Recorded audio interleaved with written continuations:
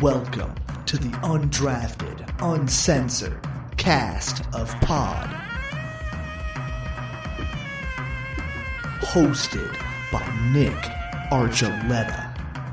Mosted by Colin Zanker. I failed. And last but certainly is least, Joseph Goodwin. Oh, you jerk. Welcome, everyone, into the Undrafted Uncensored, where Colin is clearly the winner of everything tonight. I mean, really, I think I quit.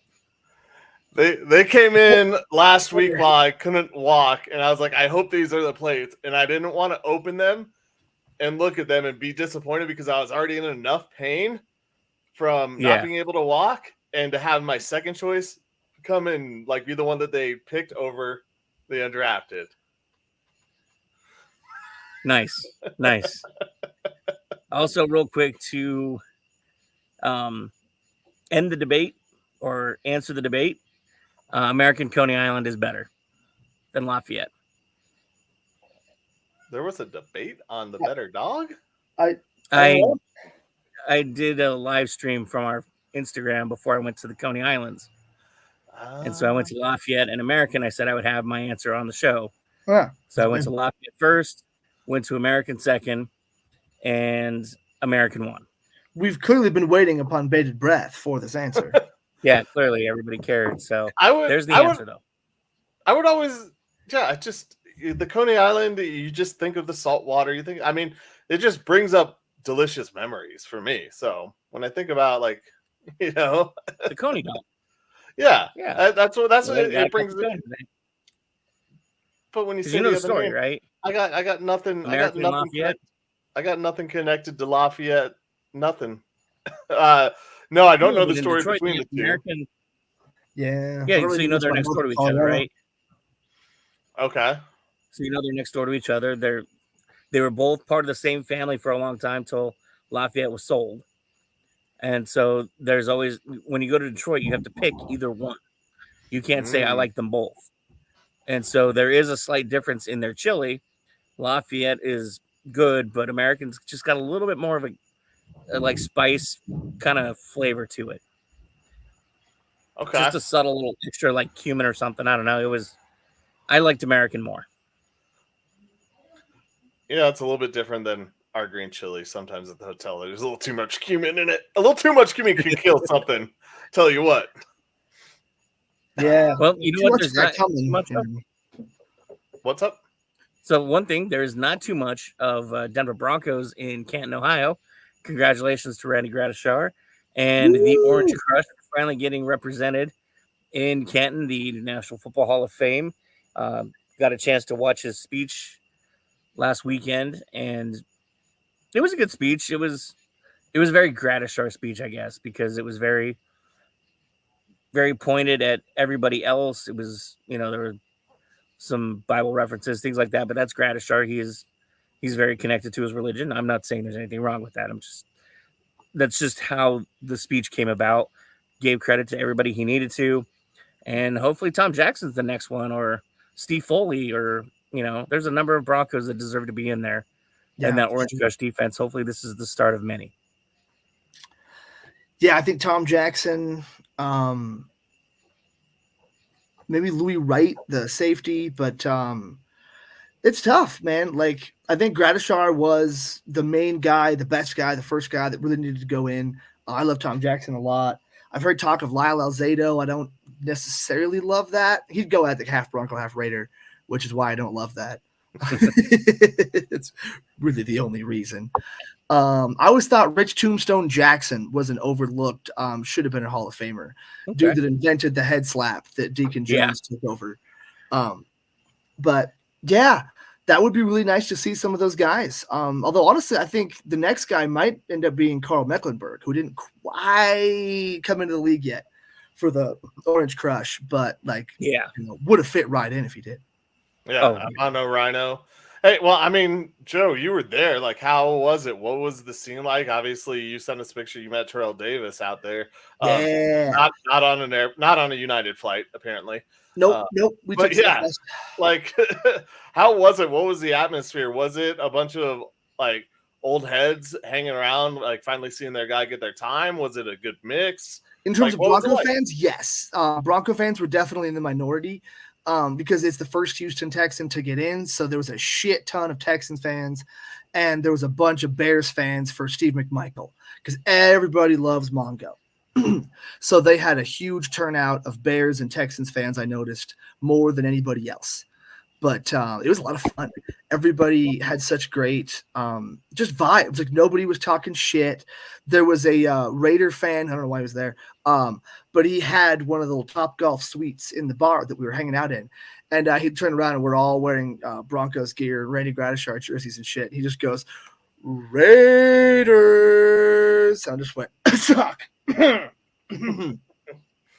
But like it was all fun, and he smiled, and he wasn't like trying to talk shit or anything. And everybody was cool. It was a lot of fun. It was a lot of rain. They rained out the actual Hall of Fame game, but dude, it was a riveting Hall of Fame game. Just a duel of some quarterbacks. Is Brett Rippon and Case Keenum. So that was a lot of fun. Just you're wrong. If you're gonna come at him correct, it's Case gonna Keenum. say his name. Come at him correct. Brett Rippon farts. All right. Stolen from the fantasy footballers, but Brett Rippon farts. That's a good one. Come at him correct. Yeah. I didn't realize that was a name of a team, but that's great. That makes me happy. Brett Rippon. I think I said it on a show a while ago. I'm just we're gonna go with it. That's a real thing. Oh Lord. But no, it was wonderful. It was a great time. TD was up there signing autographs, and so we all got in line, but it was towards the end, so it was kind of like sort of made clear that we weren't all going to get a chance. But our buddy was at the front. I forget who he even was, but he was like, "Can I get like one more, man?" Like the last person went, and he's like, "Just meeting some of my friends." And then TD's like, "Wait, are they all together?" And then 7 of us fucking swarm over and take a picture with TD real quick. I shook his hand, and I didn't talk to him much or anything, but it was wonderful. It was a great little moment to have. And just had a wonderful vacation. Sadly, didn't go to the Rock and Roll Hall of Fame either. But dude, yeah, that Hall of Fame was sweet. I couldn't find Kendall Hitton's wristbands. They cycle through the items in the hall. That's not everything there all the time. Yeah. So a small COVID exhibit, and it had Andy Reid's face shield. Which was great, but I did not get Kendall Hitton's wristbands, or gloves or whatever it was. So that was a little bit sad, but it was fun, man. The hall's really cool. They had a Lombardi trophy in this big like atrium area that you can like take pictures with and shit. Could you touch it? Oh yeah. Did you touch it? Would you not? I touched the Stanley Cup this year, so Fuck yeah, there you go. But yes, I made sure. You can't. That a boy. I wanted to touch some of the busts, but I didn't because they're the busts. They're not the real. I think they're displays obviously, but they're still like fucking great. Some of them don't look good, and that was one of my favorite parts is finding the ones that just look like some random asshole instead of like like John Elway's doesn't have nearly enough teeth. Like it is just an inaccurate representation. More horse, less Elway. How was the? Did you go to the football game? Oh yeah. How was the kickoffs? Yeah. How was that? It was interesting, man. It seemed like nobody knew what the hell they were doing, so they all just kind of fell down at a certain point. But there was a couple little moves here and there. Someone's gonna find a scheme, some way to line their guys up to make it almost impossible for the other team to get to the returner somehow. And I feel like it's gonna end up getting broken. And we're all gonna keep saying that until it happens, and maybe it actually never does. Okay. What I found interesting watching the game, or the parts that I did, I guess I should say, because I didn't Spiderweb. I didn't get to watch the whole thing, so I watched the condensed version of the condensed game. The kickoffs, the refs didn't know what to do on the kickoffs. Yep. Because the very first one, when Home Dude got tackled like the 12 or whatever, he was offsides. And then the next time they called him offsides when nobody was offsides. So it's like I don't know how you judge. It's hard to have a guy. You can't have a guy on the line making sure everyone doesn't go offsides, and a guy catches the ball at the same time. This is just another step to me to computers like taking this over, and the cameras and the Sky Daddies taking it over. Yeah, different Sky Daddy than what we Our love old here in Sky Daddy. Denver. Our old Sky Daddy. Yeah, it's not as good. This is Step Sky Daddy. Yeah. So that's what really I like. I love the idea of kickoffs. I mean, I put it out in our fantasy football chat about adding the yardage from kickoffs to our league. And I think it's going to make it more exciting because you're right, Joe. No one knows really what to do.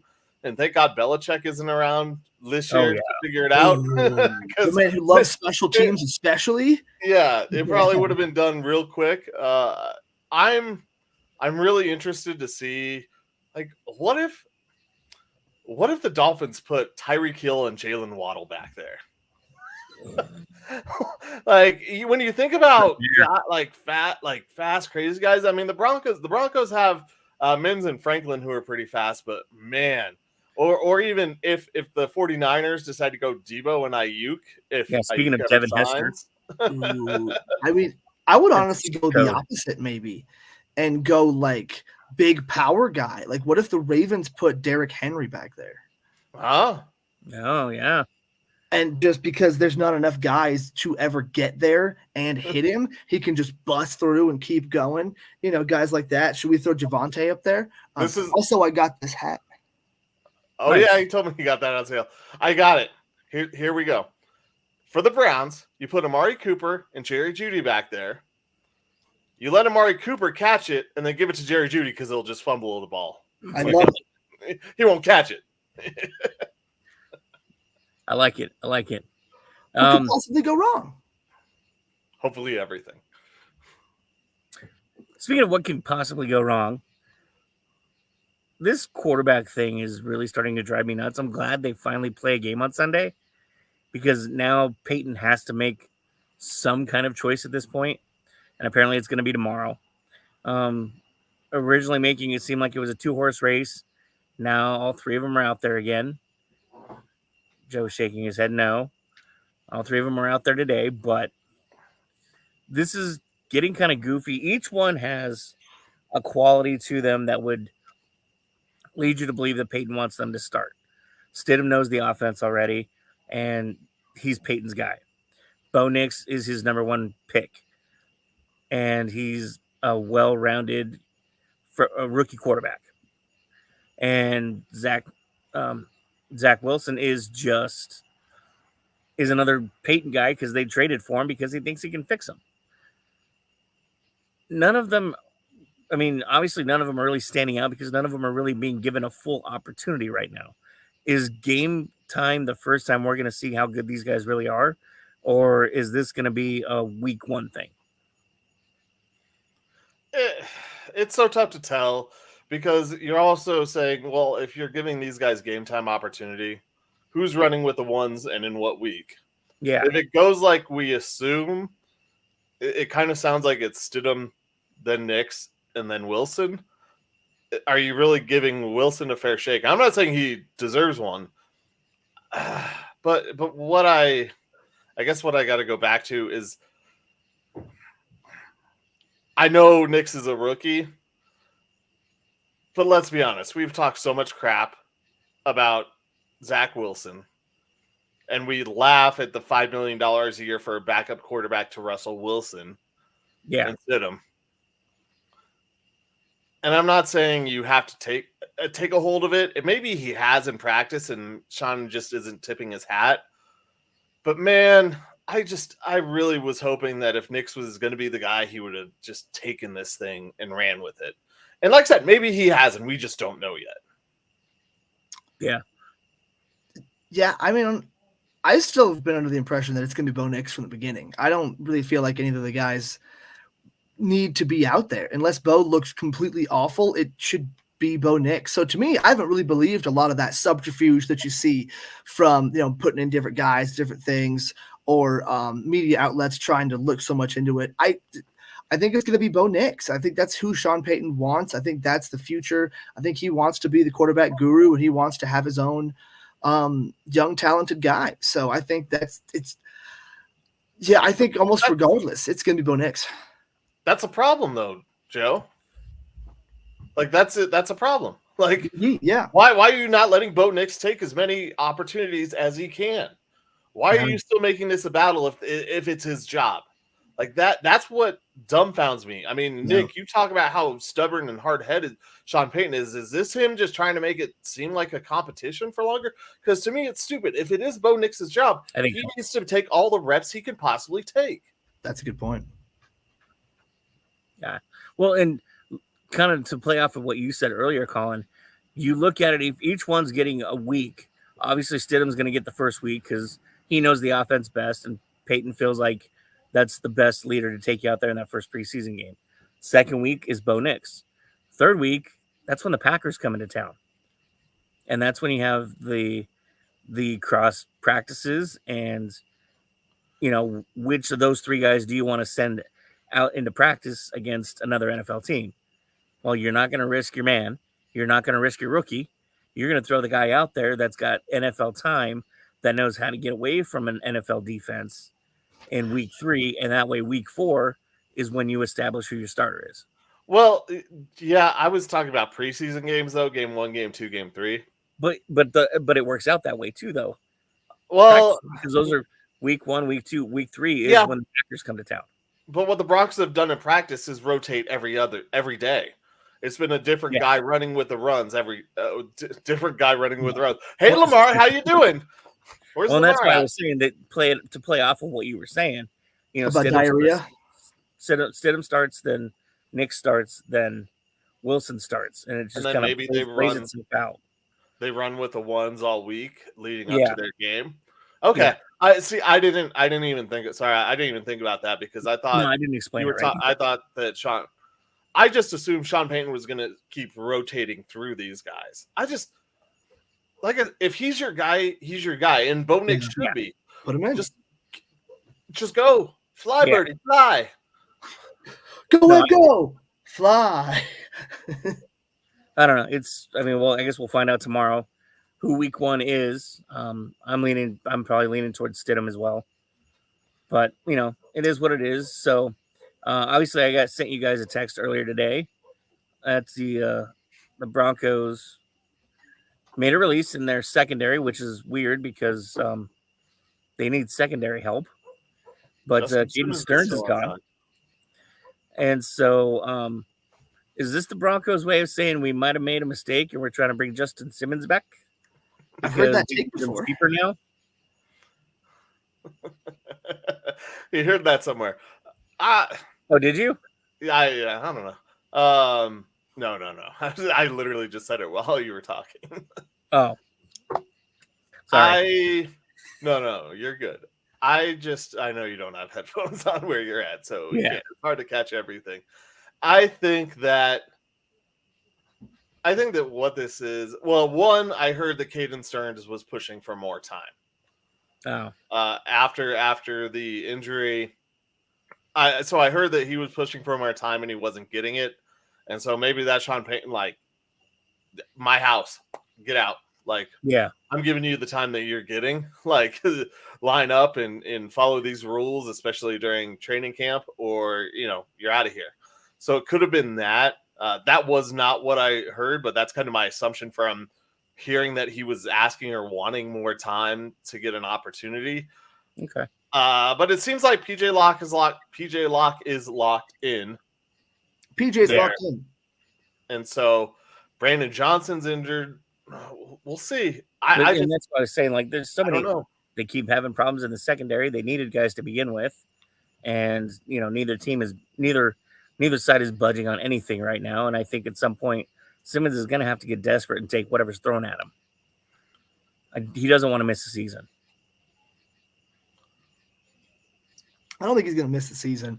I think somebody picks him up. They're just kind of waiting for all their stuff to shake out. Teams are going to realize they either really need another guy in the secondary or they have the money and can afford a guy in the secondary. So I feel like he's just kind of biding his time, but he may end up losing a good bit of money because of it. You're not wrong. I'm trying to find the current free agents right now because I know Quandre Diggs just signed with the Titans. Titans got, I don't know. Titans are kind of building up something there. They're doing what they can. They're gonna be a little sneaky team in there, but I mean that's a weak division too, so it's not going to take a whole lot of wins to win the division. And we know what kind of jeans they wear. Levi's.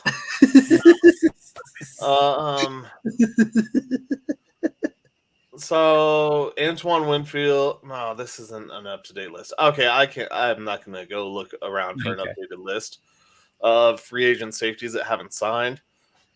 Yeah, I think this could very well be a move. Joe, like you said, these guys are going to figure out that they need someone. I think the Broncos have kind of figured out they need someone. And maybe they made this cut and say, hey, Justin, come back.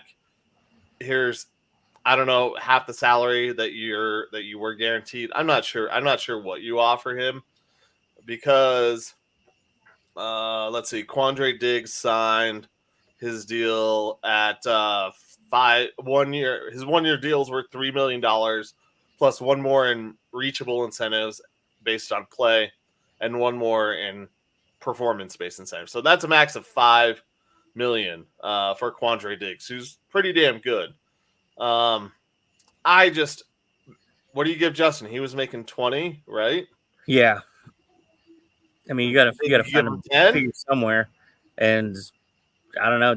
That's what I was thinking. 10, maybe push it to 12 if you're willing to go that far. I don't know. Yeah. It's so hard to because you don't know where his hard line is. Well, and it looks like now the Colts, who need a safety, have $26 million in cap space, the ninth most in football. So they could be a spot for him. Could be a little dark horse there. I don't know. We'll see. I mean, a lot of people have mentioned it, according to what you guys are saying. So, speaking of other Joes, thank you, Joe Valdez, for tuning in. Thanks everybody that's watching us right now, wherever you are. My guy, Undrafted Uncensored.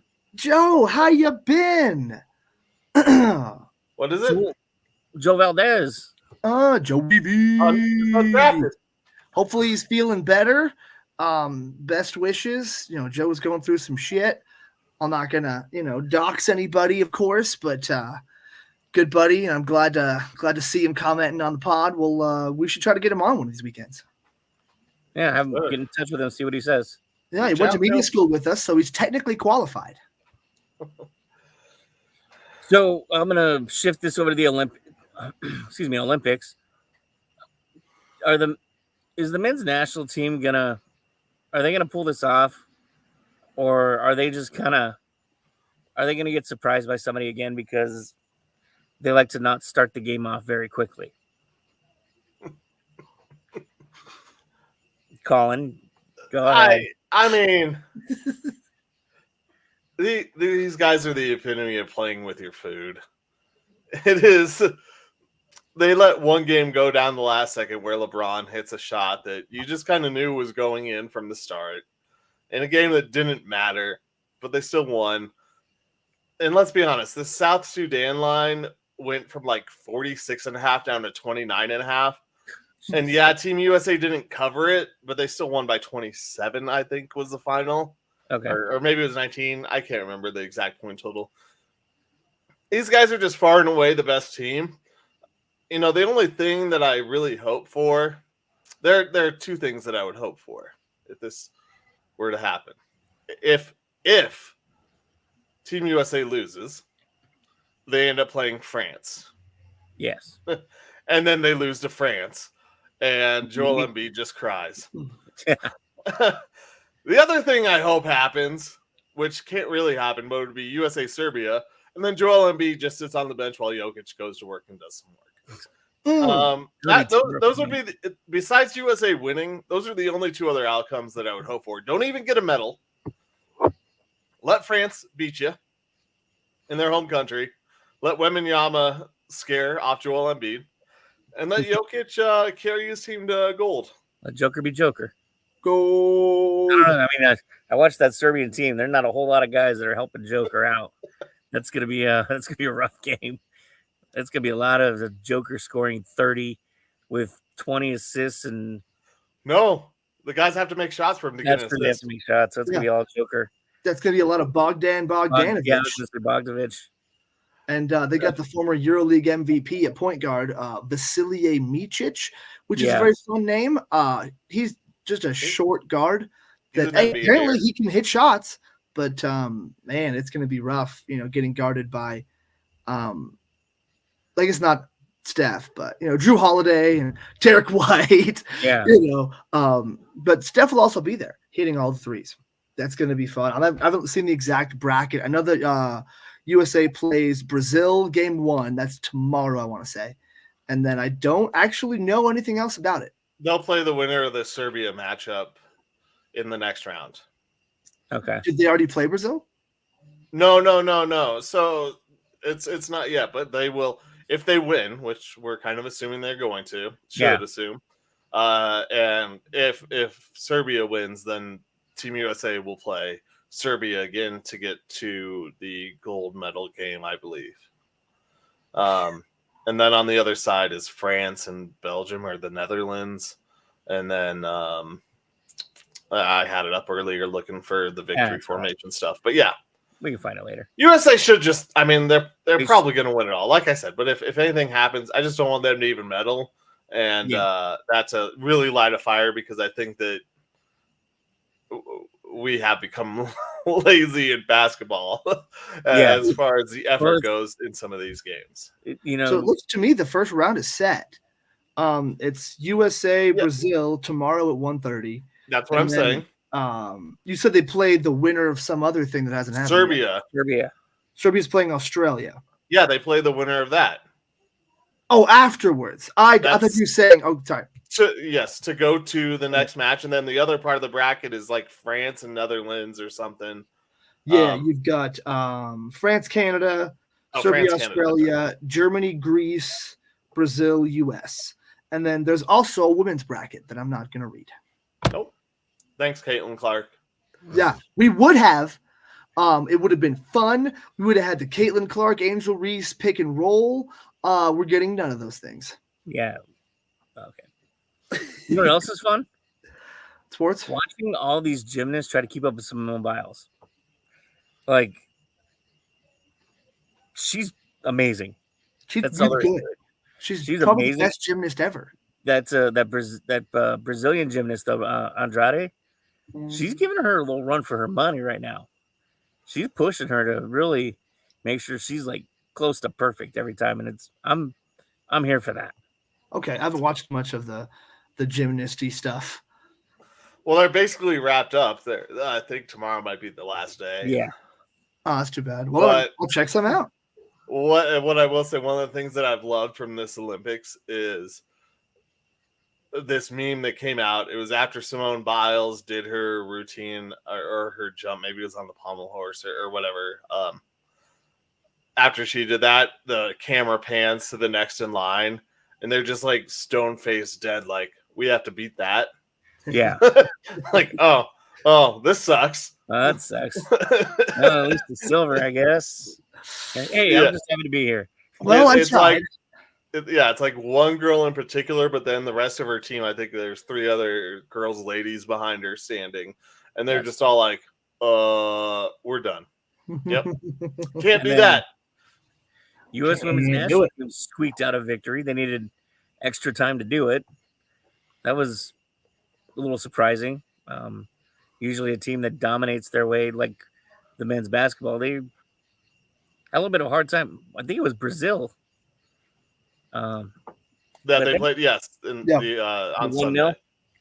Yeah, they squeaked that one by. I mean, you hope they figure it out because, USA or bust, in my opinion. But I don't know. It was It was surprising that they were held to a 1-0 victory in extra time. Brazil's kind of good at soccer. Well, yeah, just a little bit. But we're the U.S. Yeah, I know.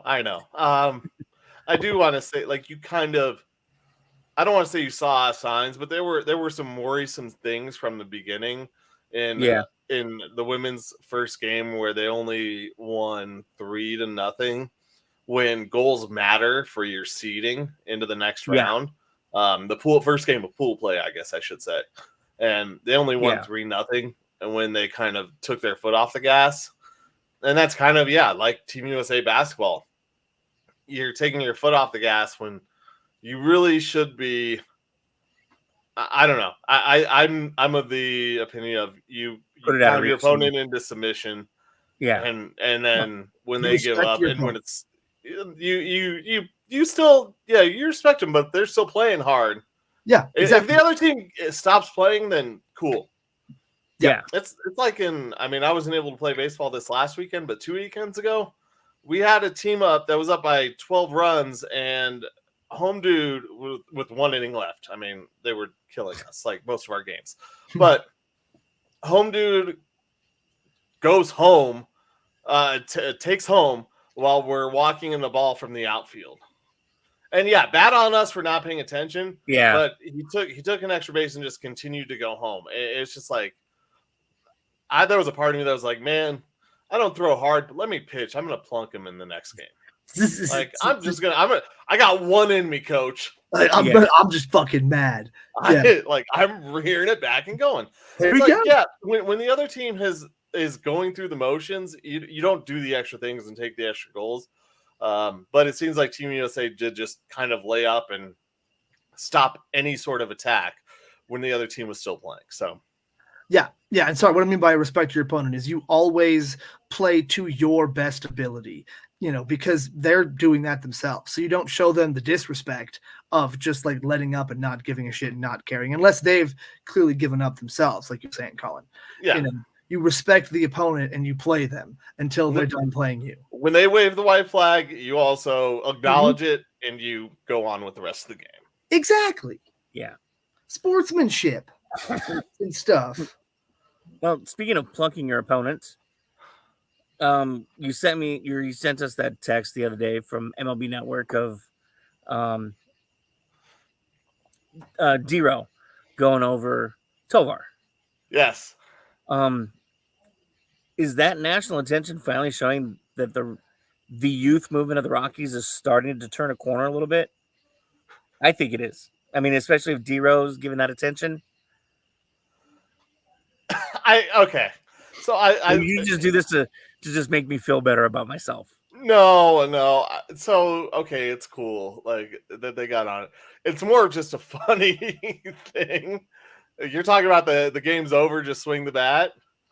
Oh yeah, that was no. I was talking about when they were actually going through his swing and the changes he's made and how he's okay. Yeah, well, I think it is, but it's also you're talking about when like one of the players, besides Doyle, who's been one of the hottest players in Major League Baseball this season. I mean, besides 1 month when he did go through one of the worst slumps ever, 0 for 30, not reaching base at all. Like, you're talking about one of the young. I don't want to say he could be a star because I still have questions about his defensive ability, but he's well above average. He's definitely in the very good category. Yeah, and so he's getting some respect, and I think it's some respect seeing Doyle on the team that, by the way, has been eliminated from the playoffs along with the Washington Nationals, the only 2 National League teams that have been eliminated. Yeah, Nick, take a look. It's in a book. It's a reading rainbow. You mean the Miami Marlins? Or Marlins? Did I said you Nationals. Said Washington Nationals. I'm like, they can't be eliminated. Or no, I think the Nationals are because they can't get in their division race. 41-72. The Marlins are 42-71. And obviously the Chicago White Sox are 27-87. Well, I'm nationally. Where are the Nationals at? 51 and Washington. 62, just above the Marlins. Then it must have been the Marlins. They're 10 games out of the wild card right now. But yeah, the Marlins and the Rockies are the only two teams eliminated from the playoffs right now. in the National League. In the National League, yes. And so is this showing promise? Yeah, but it also kind of goes back to my point of how are these guys approaching playing the Rockies? It's like how are teams approaching coming and playing my baseball team? I mean, Let's be honest. not They're looking not that scared bad. of us, okay? They're not that scared of the Rockies. They just show up and play normally. They're not looking bad. I mean, they've been in. Other than Sunday was like what 10-2. They stayed with the Padres. They beat them the first game. They did. They lost And by a only run. lost 3-2.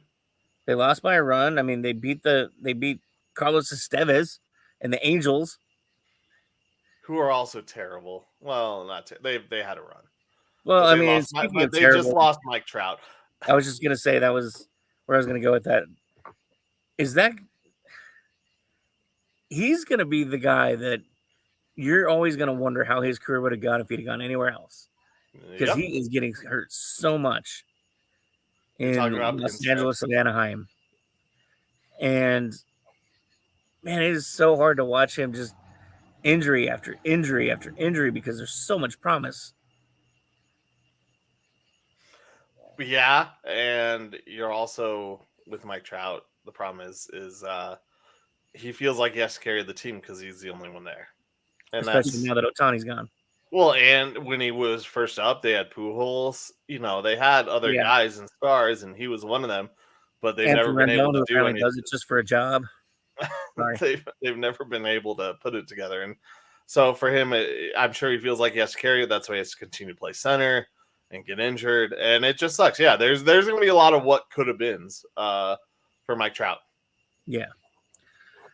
Well, I mean, it's sad, but I mean, you just want to see him get back out there and try and at least make some numbers for himself, or if anybody's willing to pick up the rest of that contract, good luck to them, because that's still another 8 years worth of, is he going to stay healthy? The Dodgers will pay it out over the next 50 years. You're I right. wouldn't be surprised. Hey, Bobby Bonilla and Shohei can pick up their checks in the same day. Oh, well, Joe, what was that about Shohei? Hold on. I was like, him and Bobby Bonilla and Shohei can all pick up their checks in the same day. Get together and have lunch. Man. It's true. Hey, that would be one of the random credit card who's paying bills. Right. It's Put Bobby it in a hat. Bonilla. Put it in a hat. Pick. Well, with baseball, how's tell us about Detroit. Very nice ballpark. Comerica is kind of cozy, actually. You kind of get that cozy feel. They had some seats that are like along around back behind home plate that sit a little bit higher, that like have actual tables next to them. They're like wooden chairs. They're padded. They have tables. A beautiful view of the ballpark from right there too. And you can order from your seat. That was amazing. Walking around, it's easy to get to. They have a lot of team stores too.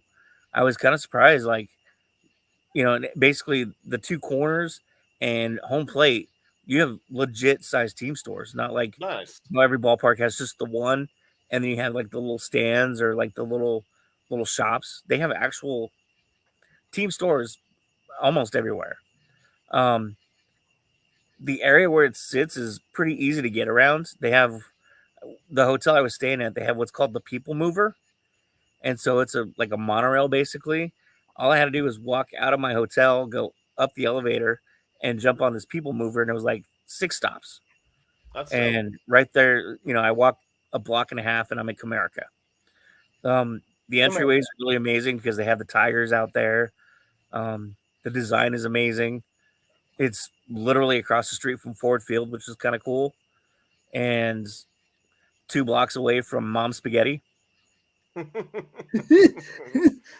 I went to It's Mom's real. Spaghetti. It's real. Wow. So, and it's shady too because you have to order in an alley. Yeah. So it's shady. Oh no, it gets better. It gets better.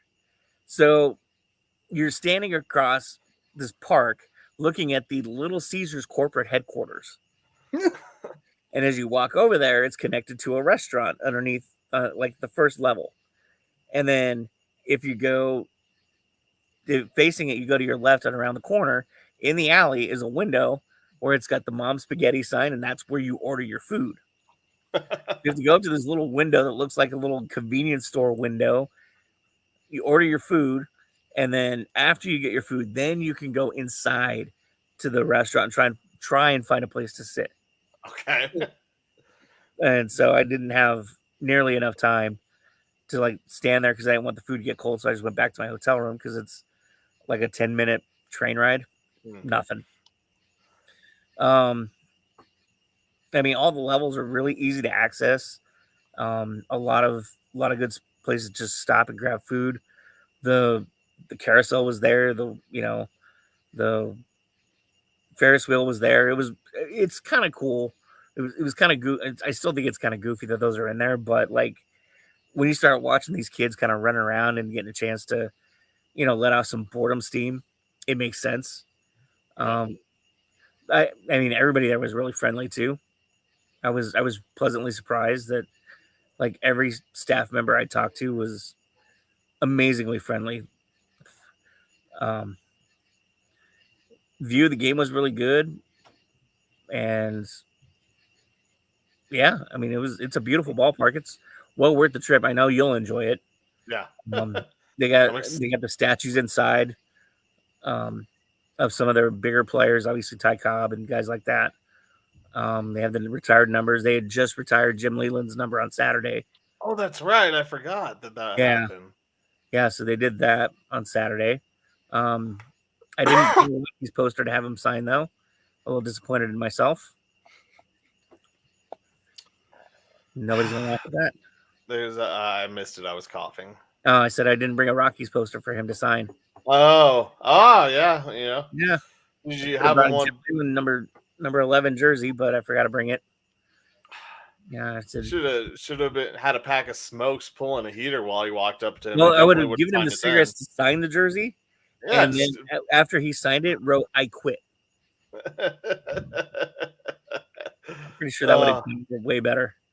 Yeah, I mean it's a really nice ballpark. The area is not too bad.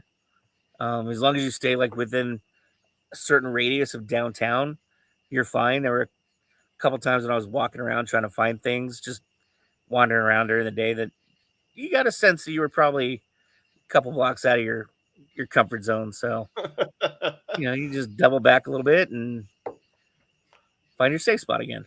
Like, oh, I took a wrong turn there. Yeah.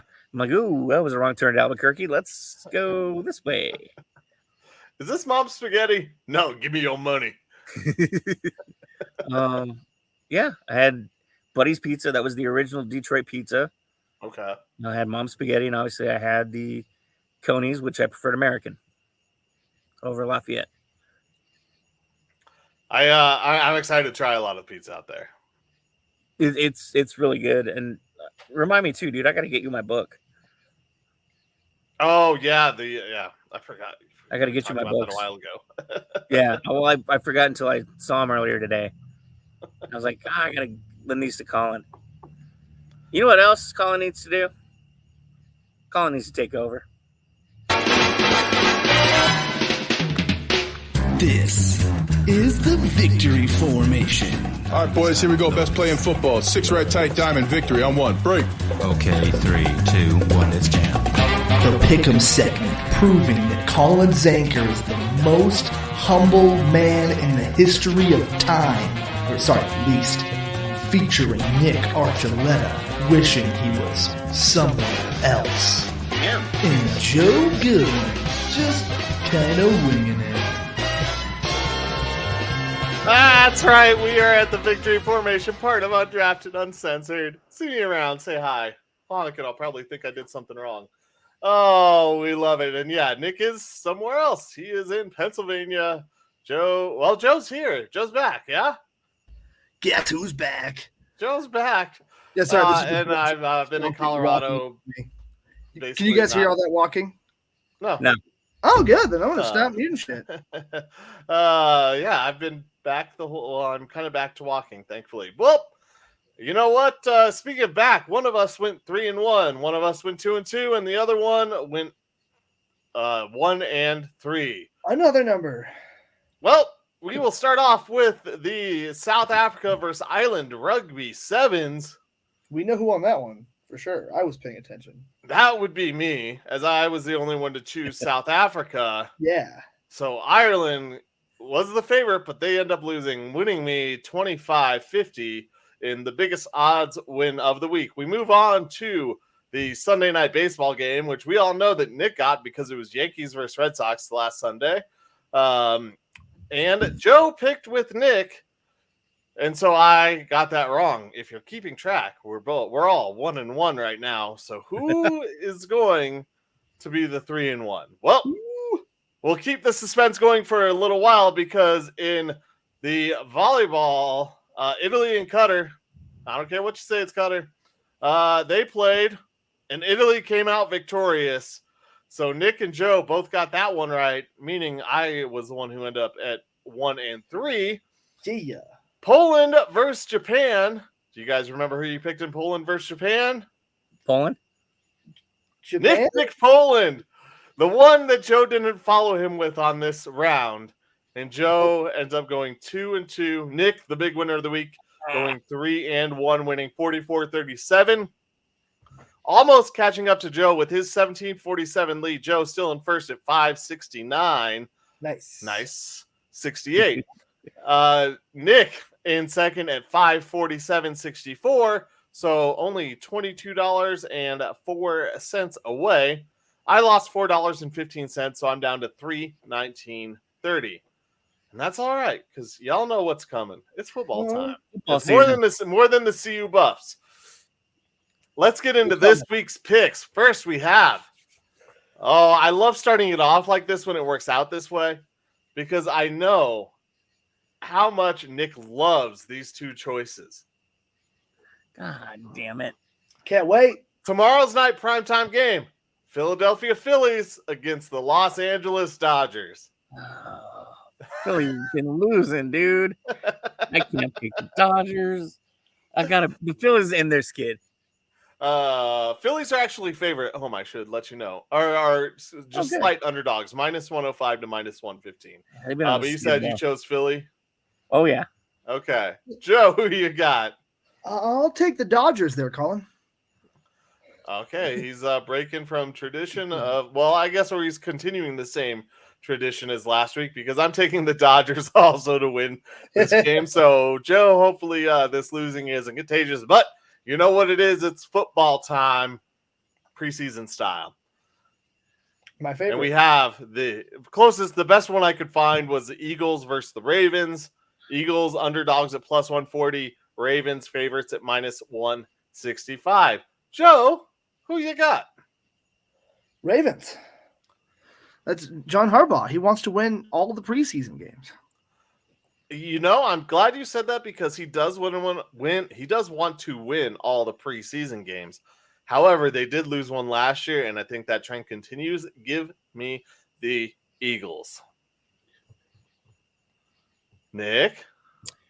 I think only because I'm out here right now. Fly, Eagles, fly. I kind of assumed that when I had this up, it was you were still in Detroit. I figured that might have been a tougher choice for you.